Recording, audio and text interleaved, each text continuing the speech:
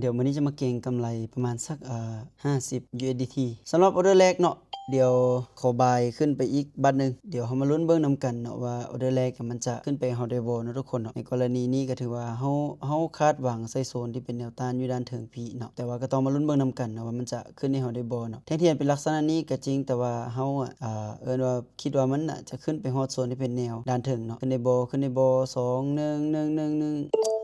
เสมอถือว่าขึ้นบ่ได้แต่ว่าก็บ่ได้บ่เสียเนาะเสมอที่จริงเนาะมันควรจะขึ้นเนาะแต่ว่ามันมาขึ้นแท่งนี้แทนเห็นบ่นี่เฮาคาดหวังว่าราคาของมันน่ะจะมาฮอดในจุดๆนี้นี่คิดว่ามันจะขึ้นเพิ่มอีก1แท่งคั่นน่ะเนาะรอเบิ่งว่ามันจะทะลุบ่เนาะถ้าบ่ทะลุแม่นเฮาจะขายเนาะ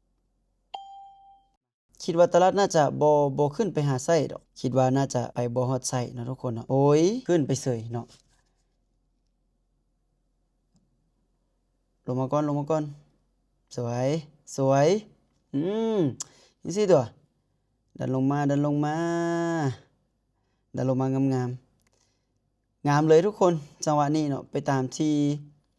เฮาวิเคราะห์เป๊ะๆเลยเนาะจังหวะนี้เนาะลักษณะนี้เนาะทุกคนเนาะก็ถือว่าเฮาได้กำไรตอนนี้แม่น 28.5 เนาะเฮาไป2ออเดอร์เนาะแต่ว่าเฮาวินเพียงแต่1ออเดอร์เนาะอีก1ออเดอร์แม่นเฮาเสมอเนาะโอ้เข้าซื้อได้บ่วะมาตลาดกำลังลิ้นไซด์เวย์เนาะเดี๋ยวเฮาเข้าซื้อบัดนึงเหตุผลก็คือเก่าเด้อเนาะนี่เนาะเหตุผลก็คือเก่าเนาะเพราะว่ามาติดโซนที่เป็นแนวรับเนาะที่นี่เนาะที่จริงตลาดถ้ามันขึ้นมาฮอดประมาณนี้มันลงเนาะมันจะกดขายต่อไปแต่อันเนี้ยมันเสมอแบบนี้เนาะคาดการณ์ว่ามันน่าจะไซด์เวย์เนาะแต่มันจะเป็นไปตามเฮาวิเคราะห์บ่เนาะโอ้โหขอออเดอร์เดียวขึ้นสวยเลยแลมเลยเนาะโอ้ตามวิเคราะห์เป๊ะๆเลยมื้อนี้วิเคราะห์ถูกทางเลยเนาะเดี๋ยวอธิบายย้อนหลังหน่อยนึงเนาะปะโถตลาดสวิงแล้วเดี๋ยวอธิบายย้อนหลังมานึงเนาะแต่ว่ามันก็สวิงแฮงเนาะทุกคนเนาะคือจังหวะนี้เนาะทุกคนเนาะที่ว่าเฮากดเข้าไปนะเนาะในจุดที่เฮาคาดคะเนเมื่อกี้เนาะว่าเป็นการคาดคะเนแหละเนาะเพราะว่าตลาดมันน่ะลิ้นอยู่ในกรอบที่ว่าไซด์เวย์ซื้อนะนี่นะเห็นบ่มันบ่ถึงขั้นว่าตลาดจะเป็นเทรนด์เนาะถ้าตลาดเป็นเทรนด์นี่ว่ามันจะเป็นลักษณะแบบนี้เนาะถ้าตลาดเป็นเทรนด์นี่เนาะมันจะเป็นลักษณะแบบนี้หลายกว่านะทุกคนเนาะแต่ว่าอันเนี้ยตลาดมันเห็นบ่นี่มันขึ้นทะลุกายนี่แท่งเทียนน่ะมันก็โต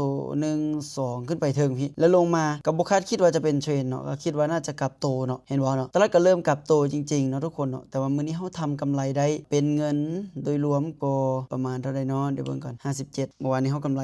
56มื้อนี้เฮากำไร57เนาะก็ถือว่าเป็นสิ่ง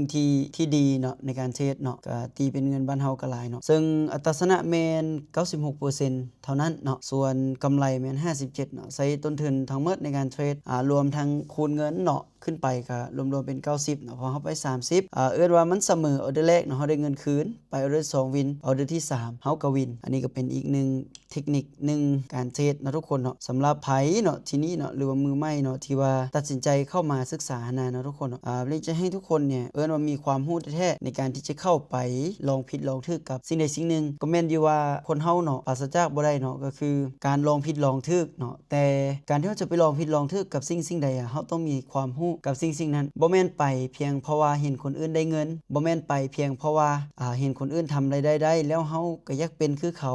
อยากได้คือเขาแบบนั้นนี่บ่ควรเด็ดขาดเนาะเพราะว่ามันอาจจะเฮ็ดให้เฮาเนี่ยมันมีโอกาสที่จะสูญเสียเงินในพอร์ตของเฮาทั้งหมดนั่นน่ะเนาะฉะนั้นเสียแล้วเสียเลยได้เนาะมันจะบ่ได้คืนเนาะในกรณีที่ว่าว่าโตของเฮาเนี่ยบ่มีความรู้หั่นนะถึงเฮาจะมีความรู้แต่ว่าได้เนาะในกรณีที่เฮาบ่สามารถที่จะควบคุมตัวเองคือเฮาบ่มีวินัยเนาะเฮาบ่มีแบบแผนที่วางไว้อีหยังแบบนี้ก็ถือว่าอาจจะมีผลเสียเนาะเพราะว่าการสู้กับตลาดเนาะเป็นสิ่งที่สู้กับอนาคตเนาะเจ้าจะต้องวิเคราะห์ไว้ก่อนว่าการเข้าไปในตลาดเนี่ยเจ้าจะเจอกับสิ่งใดแล้วไอ้สิ่งนั้นน่ะมันจะมีผลกระทบต่อเจ้าแนวใดแล้วจะมีทางออกกับมันแบบใดอันนี้เป็นสิ่งที่เราต้องวิเคราะห์ไว้เนาะเช่นว่าในกรณีที่เราเข้าไปในกระดานเทรดแล้วเราเข้าไปเทรดอันนั้นเนาะสิ่งที่เราต้องเตรียมไว้คืออย่างในกรณีที่เราเทรดเสียเราจะมีการปรับตัวแนวใดเนาะเราจะมีการดำเนินการต่อแนวใดในจังหวะนั้นหรือเราจะหยุดเลยบ่อันนี้ก็เป็นอีกหนึ่งปัจจัย1กรณีเนาะทุกคนเนาะถ้าหากว่าเราเสียแล้วเรายังเดินต่อโดยที่เดินต่อเนี่ยเราเดินแบบแผนบ่หรือ เฮานอกแผนถ้าเฮานอกแผนน่ะจากที่ว่าเฮาจะสูญเสียเพียงแต่ 10% น่ะมันจะกลายเป็นสูญเสีย50หรือ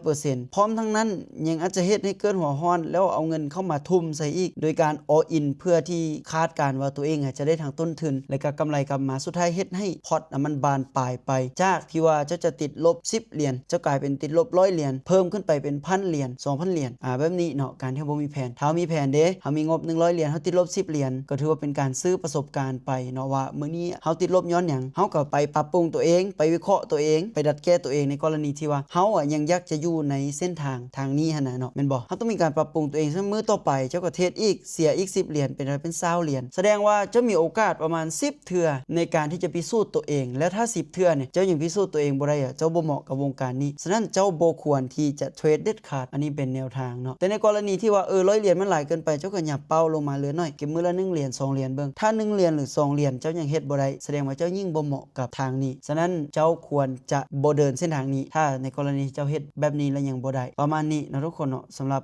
การเทรดของเฮาในมื้อนี้ก็ถือว่าสามารถเก็งกำไรได้มื้อละ50ขึ้นมื้อเป๊ะๆนะทุกคนเนาะซึ่งวันนี้เฮาได้กำไร60ปลายมื้อนี้เฮาได้กำไร50ปลายก็ถือว่าเป็นค่าเฉลี่ยที่บ่ได้ไกลกันเนาะและเป็นค่าเฉลี่ยที่เฮาเพิ่งพอใจเป็นกำไรที่เฮาคิดว่าเฮาอยู่ได้เนาะในการดำรงชีวิตประจำวันหั่นน่ะเนาะสำหรับคลิปนี้ก็ประมาณนี้ย้ำท้ายคลิปเด้อว่าทุกการลงทุนมันมีความเสี่ยงไผที่บ่มีความรู้ห้ามตัดสินใจกระโดดเข้ามาลงทุนเด็ดขาดเพราะมันที่ให้เจ้าสูญเสียทั้งทรัพย์สินและสูญเสียทั้งอนาคตได้ถ้าในกรณีเจ้าบ่มีความรู้เนาะสำหรับคลิปนี้ประมาณนี้บ๊ายบาย